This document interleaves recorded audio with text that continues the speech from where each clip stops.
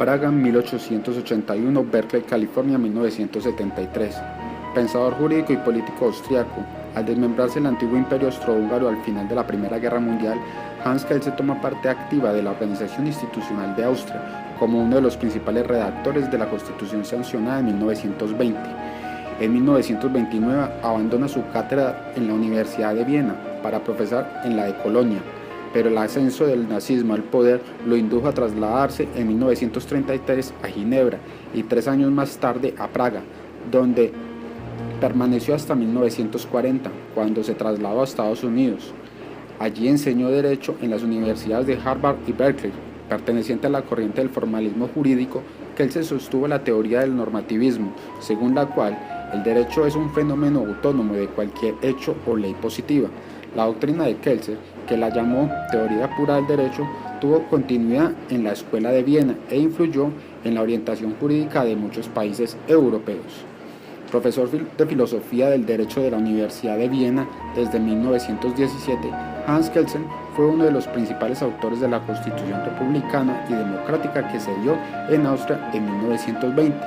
Tras su derrota en la Primera Guerra Mundial, 1914 al 18, y la consiguiente disgregación del Imperio Austrohúngaro, en 1929 pasa a la Universidad de Colonia, pero la ascensión de Hitler al poder lo lleva a dejar Alemania en 1933. Tras unos años enseñando en la Universidad de Ginebra, pasó a la de Praga, 1936. Finalmente, el estallido de la Segunda Guerra Mundial, 1939 al 45, le decidió abandonar Europa, refugiándose en los Estados Unidos, 1940. Allí ejerció la docencia en la Universidad de Harvard, donde pasó a enseñar ciencia política en la de Berkeley, 1942.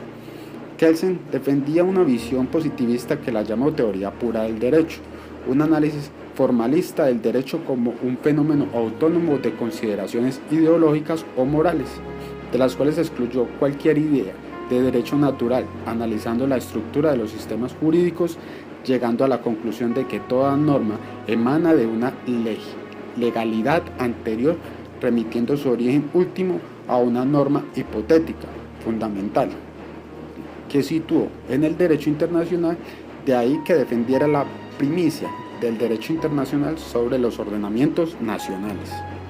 Su concepción del derecho como principales teóricos de la democracia en el siglo XX, entre sus obras destacadas de La esencia y el valor de la democracia en 1920, Teoría general del Estado en 1925 y Teoría pura del derecho, 1935.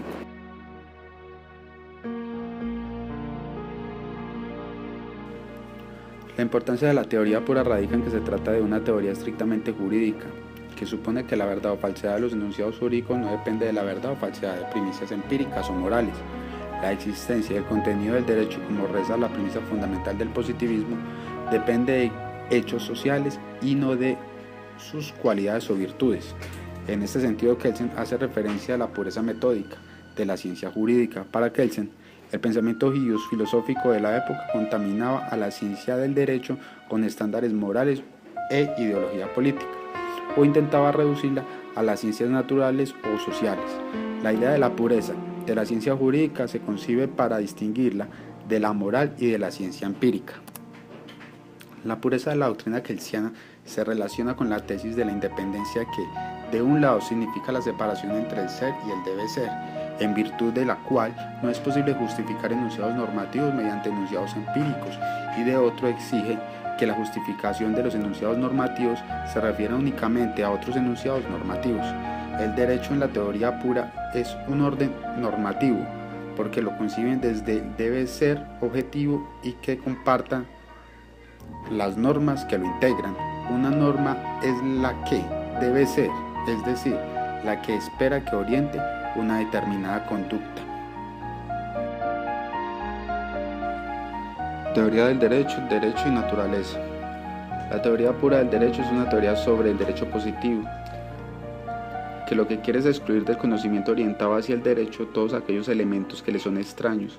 Es por ello que el autor afirma que los acontecimientos fácticos considerados jurídicos tienen dos elementos, el acto perceptible y la significación jurídica, es decir, la significación que ese acontecimiento tiene para el derecho. Este acontecimiento logra su sentido jurídico cuando una norma en su contenido se refiere a él, es decir, cuando el contenido de un suceso fáctico coincide con el contenido de una norma válida. Según Kelsen, el derecho es una ordenación normativa del comportamiento humano, es un sistema de normas que regulan el comportamiento.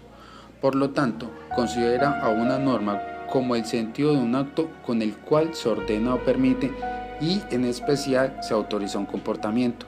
Estas normas son producidas por el órgano legislador, pero también pueden ser producidas constitucionariamente, es decir, cuando la comunidad establece a la costumbre como un hecho productor de derechos, reconocido por el sistema jurídico. Las normas tienen dos características importantes, la validez y la eficacia.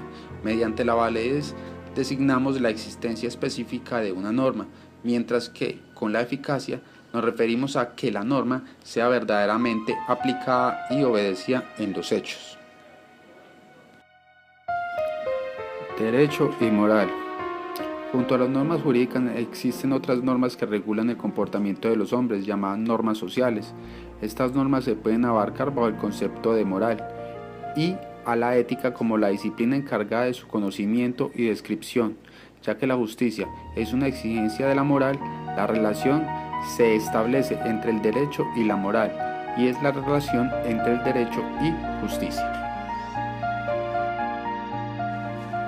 Se ha tratado de hacer una diferencia entre la moral y el derecho, afirmando que la primera regula conductas internas mientras que el derecho regula conductas externas, pero esta distinción no es satisfactoria, porque tanto el derecho como la moral determinan ambos tipos de conducta. Solo podemos reconocer una diferencia entre el derecho y la moral en cuanto a cómo ellos obligan o prohíben una determinada conducta humana, pues mientras que el derecho como orden coactivo puede establecer sanciones a la conducta opuesta de la establecida en la norma, la moral como orden social reduce sus sanciones a la aprobación o desaprobación de la conducta del individuo.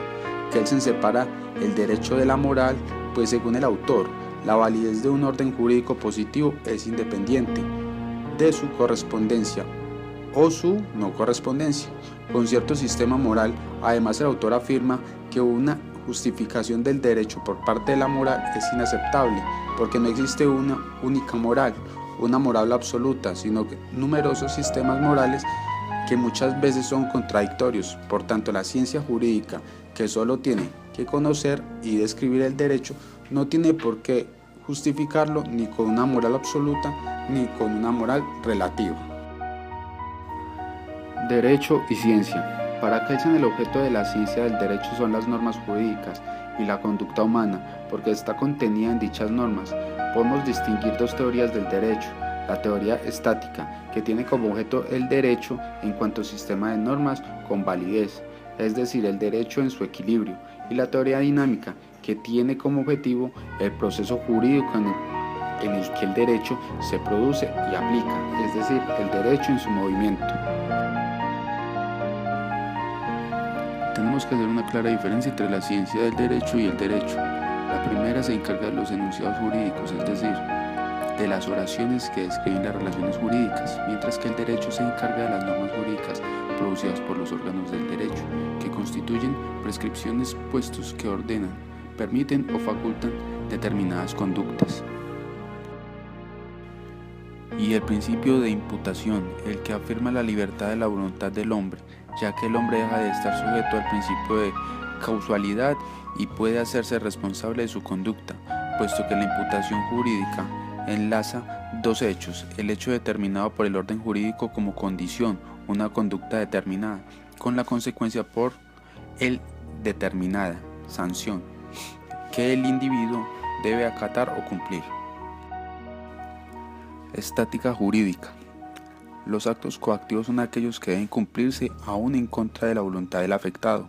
Hay dos tipos: la sanción como actos de coacción, estatuidos como reacción contra una determinada conducta, y actos coactivos que no tienen ese carácter, como es el caso de la internación que se hace a los individuos que padecen enfermedades peligrosas. La sanción dentro de un orden jurídico pueden ser de dos tipos: sanción penal o sanción civil, que son las consecuencias del acto ilícito o delito. Lo ilícito de ninguna manera se presenta como una negación del derecho, sino por lo contrario, es una condición del derecho, pues a partir de ella se pueden establecer las sanciones. El derecho subjetivo puede ser entendido como un interés jurídicamente protegido, pues cuando se lesiona ese interés se establece una sanción, como un poder jurídico otorga a un individuo para reclamar a través de una acción por incumplimiento de la obligación, como una autorización para efectuar determinados negocios jurídicos, como es el caso de las licencias de funcionamiento. Los derechos y libertades fundamentales están garantizados por la Constitución, en la medida que constituye la norma jurídica de mayor jerarquía en la pirámide de Kelsen. Dinámica jurídica. ¿Qué es el derecho? Es un sistema de normas válidas que regulan la conducta humana desde un punto de vista de orden normativo. ¿Por qué una norma es válida? El fundamento de validez de una norma es otra norma, pero esta norma debe ser superior en el orden jerárquico del sistema normativo. ¿Cómo se establecen normas válidas? Para el autor, la facultad de establecer normas válidas procede de la autoridad competente y reconocida por el orden jurídico vigente. Como vimos en capítulos anteriores, el ejercicio del derecho se puede mostrar como una acción acabada, como una estructura férrea donde no es posible penetrar, es decir, algo estático. Sin embargo, esta visión totalitaria del derecho es claramente contrapuesta a la teoría dinámica del derecho. La norma fundante básica para Kelsen, una norma funda su validez en otra norma, inmediatamente superior en jerarquía. A se funda en B, B se funda en C, y así sucesivamente, pero este proceso no puede ser infinito y tiene que terminar necesariamente en una norma suprema, cuyo requisito indispensable es que sea presupuesta, es decir, que no necesite otra norma que la fundamente. Esta norma suprema se considera en adelante como norma fundante básica, que no es un texto escrito, sino que es una hipótesis sobre su eficacia. Es norma en adelante, será la fuente como de todas las normas pertenecientes a un orden jurídico. Derecho y Estado. El Estado es un ser jurídico, como tal es sujeto de deberes y facultades. El pensamiento tradicional le atribuye una existencia particular con respecto al derecho, es decir, que tanto el derecho como el Estado son seres diferentes. El Estado crea su propio derecho siendo este de existencia anterior. Por lo tanto, las organizaciones de una sociedad es anterior a la formación del derecho. Además, como rasgo característico es que el Estado utiliza la coacción para justificar su poder en orden jurídico establecido. El Estado tal cual lo conocemos ahora es distinto de las formas de agrupación primitivas, donde la fuente principal de su derecho era la costumbre o la ley del talión. El Estado como orden jurídico limita su accionar al ámbito de su territorio o al espacio donde su ordenamiento jurídico tenga validez. En calidad, el Estado no se diferencia mucho de otros ordenamientos jurídicos para imputar responsabilidades a sus miembros. Es necesario recurrir a una norma jurídica válida. Una vez superadas las formas primitivas del Estado, el orden jurídico proveerá de órganos estatales o funcionarios, los cuales recibirán ciertas tareas. Así el Estado estará presente no solo jurídicamente, sino administrativamente. Estado y derecho internacional. Un complejo normativo de normas que regulan las relaciones entre Estados, quienes a su vez son sujetos específicos del derecho internacional. Además, para que sea derecho es necesario que exista la coacción como requisito, sino que no para que sea tratado como tal. ¿Qué es un Estado? Desde el punto de vista del derecho internacional, es un orden jurídico parcial relacionado inmediatamente con el derecho internacional, relativamente centralizado, con dominio de validez territorial y temporal, delimitados por el derecho internacional y, en lo referente al dominio material, de validez con una pretensión de totalidad solo restringida por la validez del derecho internacional. La interpretación. La esencia de la interpretación auténtica y no auténtica. La interpretación es un procedimiento espiritual que acompaña el proceso de aplicación del derecho en su tránsito de una grada superior a una grada inferior. Hay dos tipos de interpretación: La interpretación del derecho por el órgano jurídico de aplicación. Interpretación constitucional mediante el procedimiento legislativo. Promulgación de las normas de emergencia o la producción de actos determinados para la Constitución. Interpretación de tratados internacionales o normas de derecho internacional general consuetudinario, cuando tienen que ser aplicados por un gobierno, un tribunal, etc. Interpretación de normas individuales, sentencias judiciales, decisiones administrativas, negocios jurídicos, etc. Constituye la interpretación de normas jurídicas, en tanto deben recibir aplicación. La interpretación del derecho por una persona privada, en especial por la ciencia del derecho. Aquí se da el supuesto de que las personas tienen que acatar la ley, no aplicar el derecho, mismo que les lleva a establecer el sentido de las normas o a comprenderlas. Para la ciencia jurídica, cuando escribe un derecho positivo, tiene que interpretar las normas. Interpretación relativa del acto de aplicación de derecho. La relación entre una grado superior y una inferior del orden jurídico, como la que se da entre la Constitución y la ley, o entre la ley y una sentencia judicial, es una relación de determinación o de obligación. La norma de grado superior determina que no solo el procedimiento mediante el cual se establece la norma inferior o el acto de ejecución, sino que en ciertos casos se establece el contenido de la norma que se instaura o del acto de ejecución que se cumplirá. Esta determinación, sin embargo, nunca es completa, siempre permanece un mayor o un menor espacio de juego para la libre discrecionalidad. Entonces, la norma de grado superior tiene carácter de norma marco que debe llenarse mediante la discrecionalidad. Ya en la producción de normas o en actos de ejecución, así, habrá decisiones que dependen de circunstancias externas que el órgano que dio el orden no previó y que, en buena parte, tampoco pudo prever. Interpretación intencional del acto de aplicación de derecho. Todo acto jurídico ya de producción de derecho o un puro acto de ejecución está determinado en parte por el derecho, pero queda otra parte indeterminado. La indeterminación puede verse sobre el hecho condicionante, la consecuencia condicionada. Así, la determinación puede ser intencional cuando es establecida por voluntad del órgano que instauró la norma que ha de aplicarse. Entonces, la promulgación de la norma general se efectúa bajo el supuesto de que la norma individual que surgirá en su aplicación continuará el proceso de determinación que configura el sentido mismo de la secuencia graduada de norma jurídica. La teoría de la interpretación tradicional dice: la determinación del acto jurídico no indica en la norma por aplicarse. Se puede obtener mediante el conocimiento del derecho ya existente, pero Kelsen dice que es un autoengaño lleno de contradicciones, ya que es contrario a los presupuestos de la posibilidad de la interpretación. Cuál sea la posibilidad correcta en el marco de un derecho aplicable no es una pregunta dirigida al derecho positivo, no es una pregunta teórica jurídica, es un problema político. Por eso, alcanza una norma individual a través del proceso de aplicación de la ley. Es, en tanto ese cumplimiento dentro del marco de la norma general, una función volitiva. El hecho de que la aplicación de la ley pueda dar lugar a una actividad cognitiva del órgano de aplicación. No es un derecho positivo, sino se trata de otras normas que pueden desembocar en la producción del derecho, normas morales, normas de justicia, juicios de valores sociales, etc., que suelen denominarse con rótulos como bien común, interés del Estado, progreso, etc.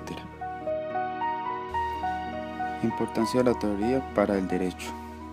Cuando nos adentremos en el estudio de nuestra carrera de Derecho, siempre nos pondrán como referente a uno de los juristas más influyentes en esta materia, Hans Kelsen. Pero, ¿por qué es tan importante este personaje en el estudio del derecho? ¿Cuáles fueron sus aportes y qué hizo durante su vida? En este encontraremos quién fue Kelsen y su gran influencia en el derecho. Tuvo como objetivo principal convertir y elevar el derecho al nivel de una ciencia auténtica. Su más reconocida obra es la teoría del derecho puro, en la cual trabajó y desarrolló a lo largo de su vida. Dicha obra tiene un carácter polémico, ya que en ella realizó ciertas críticas a las principales contribuciones de la teoría del derecho y del Estado. Kelsen defendió una visión positivista del derecho, concibiéndole como un fenómeno autónomo de todo tipo de consideraciones ideológicas y moral, y excluyó de esta toda idea de derecho natural.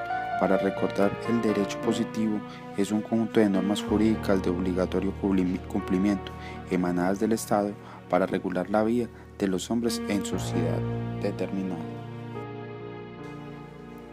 Analizando los sistemas jurídicos, Kelsen concluyó que toda norma emana de una legalidad anterior. Kelsen definía el derecho así: es una ordenación normativa del comportamiento humano. Es un sistema de normas que regulan el comportamiento del hombre. Norma es el sentido de un acto en el cual se ordena o permite, se autoriza un comportamiento. La norma se constituye como un deber. En la pirámide de Kelsen podemos notar que en la parte superior se encuentra la Constitución, denominado como Carta Magna. Lo continúa la ley, que está compuesta como por ley orgánica y decretos de urgencia. Después sigue resoluciones legislativas emitidas por el Congreso, decretos superiores emitidas por el Ejecutivo, y en la parte última se encuentran las resoluciones supremas emitidas por los ministerios.